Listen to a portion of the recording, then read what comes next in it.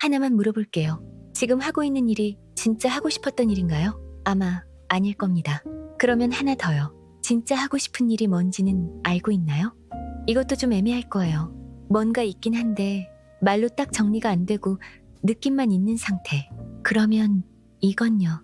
그 느낌만 있는 상태가 1년 넘게 계속되고 있지 않나요?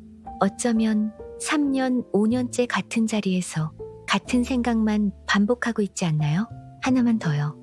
지금 이 영상을 보고 있는 이 시간마저도 뭔가를 미루는 중 아닌가요? 진짜 해야 할 게 있는데 그건 안 하고 유튜브를 열었고 그러다 이 영상이 떠서 누른 거 아닌가요? 여기까지 한 번이라도 맞는 게 있었다면 이건 우연이 아닙니다. 이건 패턴이에요. 그리고 여러분만 그런 게 아닙니다. 새해 첫날 목표를 세우는 성인이 약 40%예요. 그런데 그 목표를 2월까지 유지하는 사람은 8%밖에 안 됩니다. 92%가 한 달 만에 포기해요. 근데 진짜 무서운 건 이 다음입니다. 그 92%의 대부분이 다음해 1월 1일에 거의 똑같은 목표를 다시 세워요. 올해는 진짜 한다. 그리고 2월이 오면 또 멈춥니다. 이 사이클이 3년, 5년, 10년째 돌아가는 겁니다. 이 사람들한테 능력이 없는 게 아니에요. 의지가 약한 것도 아닙니다. 이건 구조의 문제예요. 그리고 이 구조를 거의 100년 전에 꿰뚫어 본 사람이 있습니다. 이 시리즈를 처음 보시는 분도 괜찮아요. 오늘 이야기만으로 충분합니다. 다만 한 가지 미리 말씀드릴게요. 오늘 영상은 좀 아플 수 있어요. 근데 아프다는 건 맞는 자리에 닿았다는 뜻입니다. 1편에서 머릿속 작업실을 보여드렸고 2편에서 그 작업실이 왜 그렇게 편안한지를 뜯어봤습니다. 오늘은 그 작업실 문을 실제로 열고 나간 사람들의 이야기를 합니다. 그리고 여러분이 내일 아침에 바로 쓸 수 있는 구체적인 방법까지 오늘 같이 파헤쳐 볼게요. 간단하게 정리부터 하겠습니다. 1편에서 다룬 건 이거였어요. 머릿속에 작업실이 하나 있는데 설계도는 수십 장이고 공구는 한 번도 쓴 적이 없다. 설계도만 그리면서 건물은 한 채도 안 올라가는 사람. 시작은 기가 막히게 잘하는데 중간에 꼭 새 설계도에 눈이 가서 하던 걸 내려놓는 사람. 칼 융이라는 심리학자가 이 패턴에 이름을 붙였는데 영원한 소년이라는 뜻의 라틴어였습니다. 이 편에서는 그 작업실이 왜 나가기 힘든지를 봤어요. 작업실에 난방이 깔려 있었거든요. 설계도를 그리는 동안에는 아무것도 실패하지 않고 아무것도 평가받지 않으니까 거기가 너무 따뜻한 겁니다. 그리고 문에는 자물쇠가 걸려 있었는데 그걸 건 사람이 바로 자기 자신이었어요. 겁이 많고 평범한 자기 모습을 인정하기 싫어서 자유로운 영혼이라는 가면 뒤에 숨기고 있었던 거죠. 여기까지가 진단이었습니다. 오늘은 처방을 이야기할 건데 그 전에 한 가지 오해부터 풀고 가야 해요. 작업실을 나간다는 말을 들으면 대부분 이렇게 받아들입니다. 꿈 그만 꾸고 현실적으로 살라는 거지? 상상 접고 시키는 대로 하라는 소리지. 정반대입니다. 작업실을 나간다는 건 설계도를 찢는 게 아니라 설계도를 들고 밖으로 걸어가는 거예요. 그리고 여기서 재밌는 역설이 하나 있는데 실제로 뭔가를 한 번이라도 만들어 본 사람은 상상을 더 잘하게 됩니다. 못을 한 번이라도 박아본 사람은 설계도를 그릴 때 나무가 어떻게 갈라지는지를 알아요. 벽을 한 번이라도 세워본 사람은 창문을 어디에 내야 빛이 들어오는지를 알고요. 경험이 상상의 정밀도를 올려주는 겁니다. 설계도만 그리던 사람의 상상은 예쁘지만 부정확하고 한 번이라도 지어본 사람의 상상은 거칠지만 실현 가능해요. 그러면 실제로 작업실 문을 열고 나간 사람은 어떻게 됐을까요? 칼 융 본인을 먼저 보겠습니다. 1913년에 융은 자기 스승이었던 프로이트와 갈라섰어요. 정신분석학의 거장과 공개적으로 결별한 거니까 학계에서 거의 왕따가 된 거나 마찬가지였습니다. 그 뒤에 융한테 이상한 일이 벌어졌어요. 잠을 자면 강렬한 꿈이 쏟아지고 낮에도 환상 같은 이미지가 끊임없이 밀려왔습니다.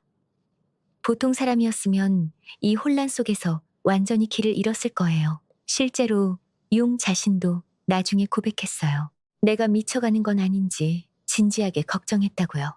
그런데 융이 여기서 한 가지를 합니다. 쏟아지는 환상을 그냥 흘려보내지 않고 매일 정해진 시간에 앉아서 하나하나 기록한 거예요. 글로 적고 그림으로 그리고 나중에는 붉은 가죽 표지의 책에 옮겨 적었습니다. 이게 왜 중요하냐면요. 끝없이 쏟아지는 환상은 설계도를 그리는 행위와 같아요. 가능성이 폭발하는 거니까요. 그런데 그걸 매일 같은 시간에 책상 앞에 앉아서 기록하는 건 못을 박는 행위입니다. 융은 설계도를 안 그린 게 아니에요. 설계도를 그리면서 동시에 못을 박은 겁니다. 상상과 실행이 같은 시간에 일어난 거예요. 이 기록이 나중에 레드북이라고 불리게 되는데 인류 심리학 역사에서 가장 중요한 문서 중 하나로 평가받습니다. 머릿속에서만 맴돌았으면 그냥 한 사람의 혼란으로 끝났을 이미지들이 기록이라는 행위를 거치면서 이론이 되고 학문이 되고 지금까지 수천만 명에게 영향을 주는 체계가 된 거예요. 그리고 10년 뒤 융은 한 가지를 더합니다. 볼링겐이라는 시골 마을에 땅을 사서 직접 손으로 돌을 쌓아 탑을 짓기 시작한 거예요. 건축가를 안 불렀습니다. 설계도도 안 그렸어요. 그냥 돌 하나를 골라서 들어 올리고 다른 돌 위에 얹고 안 맞으면 다듬고 다시 얹었습니다. 이걸 30년 넘게 했어요. 세계에서 가장 복잡한 심리이론을 만든 사람이 왜 돌을 쌓았을까요? 융이 직접 남긴 말이 있습니다. 볼링겐에서 나는 내가 진짜로 무엇인지를 만났다. 돌을 다루는 동안 생각은 멈추고 손이 말했다. 머릿속에서 살던 사람이 처음으로 손으로 현실을 만진 거예요. 그리고 재밌는 건 볼링겐 탑을 짓기 시작한 이후에 융의 이론이 훨씬 더 단단해졌다는 겁니다. 공중에 뜬 사변이 아니라 돌처럼 무게가 느껴지는 체계가 된 거예요. 여든이 넘어서도 융은 그 탑에 새 방을 붙이고 벽에 그림을 새겼습니다. 상상력이 사라진 게 아니에요. 상상력이 마침내 땅에 닿은 겁니다. 비슷한 구조를 가진 사람이 또 있어요. 헤르만 헤세입니다. 헤세의 젊은 시절을 보면 설계도만 그리는 사람의 전형이에요. 학교를 중퇴했고 서점 견습생을 그만뒀고 시계 공장 일도 때려치웠습니다. 방향을 못 잡고 떠돌았고 자살 충동까지 겪었어요. 글을 쓰기 시작한 뒤에도 한동안은 작품을 끝내지 못하는 패턴이 반복됐습니다. 전형적인 시작은 화려하고 중간에서 멈추는 구조예요. 그런데 헤세에게 전환점이 옵니다. 개인적인 위기 한가운데에서 융 심리학 계열의 상담을 받기 시작한 거예요. 거기서 헤세는 자기 안에 있는 이 패턴을 처음으로 정면으로 봤습니다. 그 직후에 나온 소설이 데미안이에요. 첫 문장이 유명합니다. 새는 알에서 나오려고 투쟁한다. 알은 세계다. 태어나려는 자는 하나의 세계를 깨뜨려야 한다. 이 알이 정확히 작업실이에요. 따뜻하고 안전하지만 갇혀있는 공간. 깨뜨리는 행위가 문을 여는 거고요. 그런데 해세가 대단한 건 데미안 이후에도 계속 방황했다는 거예요. 달라진 건 딱 하나. 방황하면서도 매일 썼다는 겁니다. 시타르타를 쓸 때는 중간에 18개월이나 막혀서 한 줄도 못 쓴 시기가 있었어요. 보통이라면 새 프로젝트로 넘어가는 타이밍이죠. 새 설계도가 유혹하는 바로 그 순간이에요. 그런데 헤세는 책상 앞을 떠나지 않았습니다. 안 써지는 날에도 앉아 있었어요. 그리고 마침내 유리알 유희를 완성했을 때 헤세의 나이는 66이었습니다. 이 작품으로 노벨 문학상을 받았어요. 헤세 안에서 설계도를 그리는 소녀는 죽지 않았습니다. 시타르타의 구도자적 상상력, 황야의 이리의 반항적 에너지, 유리알 유희의 거대한 비전. 이게 전부 소년이 그린 설계도예요. 달라진 건 그 설계도 밑에 매일의 노동이 쌓였다는 거예요. 안 써지는 날에도 앉아있는 그 지루한 시간이 쌓인 겁니다.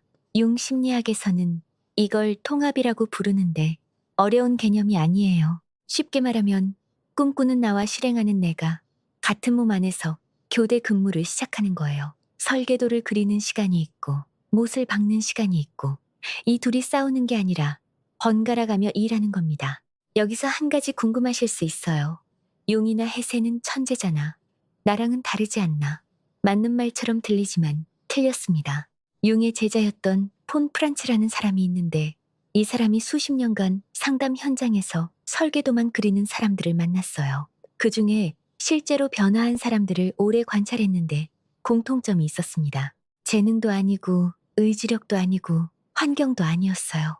딱 하나, 지루함을 견딘 경험이 한 번이라도 있느냐였습니다. 이게 생각보다 엄청 중요한 포인트예요. 1편에서 말한 것처럼 설계도만 그리는 사람이 가장 못 견디는 게 작업이 반복적으로 변하는 중간 구간이거든요. 새 설계도의 흥부는 강렬하지만 짧아요. 반면 못을 하나하나 박는 건 지루하지만 길어요. 그 지루한 구간을 딱 한 번이라도 통과해서 뭔가를 완성해 본 사람은 완성의 감각을 알게 됩니다. 이 감각은 새 설계도를 펼칠 때의 흥분과는 질적으로 완전히 다른 종류의 쾌감이에요. 새 설계도의 흥분은 가능성의 쾌감이고 완성의 감각은 존재의 쾌감입니다.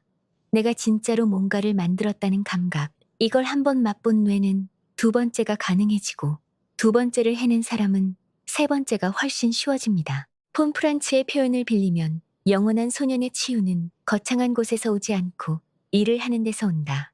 끈기 있게 하루하루 같은 일을 반복하는 데서 온다. 그것이 그가 가장 견디기 힘들어하는 것이고 바로 그래서 그것이 이야기다. 그러면 구체적으로 어떻게 하느냐? 여기서부터는 내일 아침에 바로 쓸 수 있는 이야기를 합니다. 첫 번째, 아침에 일어나면 오늘의 못 하나를 정하세요. 거창한 게 아닙니다. 30분 안에 끝낼 수 있는 작업단위 하나예요. 이메일 한 통 보내기, 문서 첫 페이지 쓰기, 재료 하나 사기, 설계도 전체를 보면 압도당하지만 못 하나는 지금 당장 박을 수 있어요.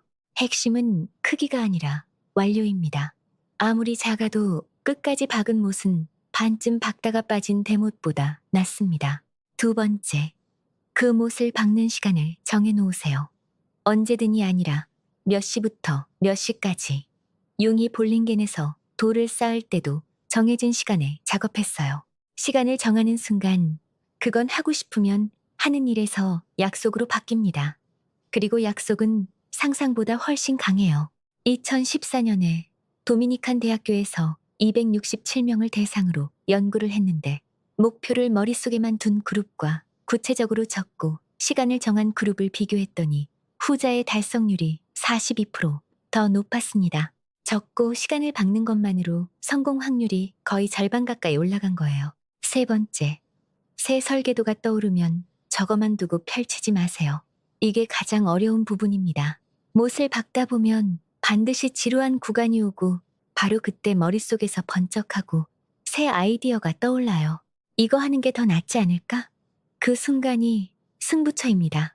메모장에 한 줄 적는 건 괜찮아요. 하지만 거기서 멈추세요. 지금 받고 있는 못이 끝나기 전에는 새 설계도를 절대 펼치지 않는 겁니다. 새 설계도에 손이 갈 때마다 그건 작업실이 다시 나를 끌어들이려는 거라고 인식하면 됩니다. 네 번째, 일주일에 한 번 누군가에게 못이 몇 개 박혔는지 말하세요. 친구여도 되고 가족이어도 되고 온라인 커뮤니티여도 됩니다. 왜 이게 중요하냐면 설계도만 그리는 사람의 작업실은 철저히 혼자만의 공간이거든요. 아무도 안 보니까 아무도 안 물어보고 아무도 확인하지 않습니다. 누군가에게 진행 상황을 말한다는 건 작업실 벽에 창문을 하나 내는 거예요. 밖에서 볼 수 있게 만드는 것만으로도 그 아늑한 작업실의 온도가 내려갑니다. 아까 말한 도미니칸 대학교 연구에서도 매주 누군가에게 진행 상황을 보고한 그룹은 달성률이 추가로 더 올라갔어요. 혼자 하면 작업실이고 같이 하면 공사 현장이 되는 겁니다. 이 네 가지를 한 달만 해보세요. 한 달 뒤에 작업대를 보면 못이 박혀 있을 거예요. 설계도 위에 나무 조각이 올라가 있을 겁니다. 그게 대단한 건물은 아닐 수 있어요. 의자 다리 하나일 수도 있고 선반 한 칸일 수도 있습니다. 하지만 그건 지어진 거예요. 상상이 아니라 현실이에요. 그리고 그 순간 여러분 안의 소녀는 사라지는 게 아니라 처음으로 자기가 그린 설계도가 실제로 서 있는 걸 보게 됩니다. 그때 느끼는 감정은 새 설계도를 펼칠 때의 흥분과 완전히 다른 겁니다. 내가 만들었다는 감각, 내가 진짜로 뭔가를 현실에 세웠다는 감각. 폰 프란츠는 이 순간을 이렇게 표현했어요. 영원한 소년이 처음으로 자신의 작품 앞에 섰을 때 그는 더 이상 가능성의 포로가 아니라 현실의 창조자가 된다. 그리고 역설적이게도 그때 비로소 그의 상상력은 진짜 날개를 얻는다. 설계도를 사랑하는 건 병이 아닙니다. 설계도밖에 없는 게 병이에요. 여러분의 머릿속에는 이미 훌륭한 설계도가 있습니다. 부족한 건 상상력이 아니라 못 하나예요. 그러니까 오늘 딱 하나만 해보세요. 설계도 한 장을 골라서 못 한 개만 박아보는 겁니다. 완성하지 않아도 됩니다. 못 하나면 돼요. 내일도 하나, 모레도 하나. 융은 그렇게 30년을 쌓아서 탑을 만들었고, 해세는 그렇게 앉아 있어서 노벨상을 받았습니다. 거창해서가 아니라 안 떠났기 때문이에요. 여러분의 작업실에 설계도가 몇 장이든 상관없습니다. 오늘 못 하나를 박는 순간 여러분은 더 이상 설계하는 사람이 아니라 짓는 사람이에요. 건물은 거기서부터 올라갑니다. 이 영상이 도움이 되셨다면 구독과 좋아요 부탁드립니다. 1편부터 3편까지 함께 오신 분들, 여러분의 작업대 위에 못이 하나라도 박혔다면 그 이야기를 댓글로 나눠주세요. 아직 못을 못 박았어도 괜찮아요. 오늘 이 영상을 끝까지 본 것 자체가 이미 망치를 집어든 겁니다. 다음 영상에서 또 뵙겠습니다.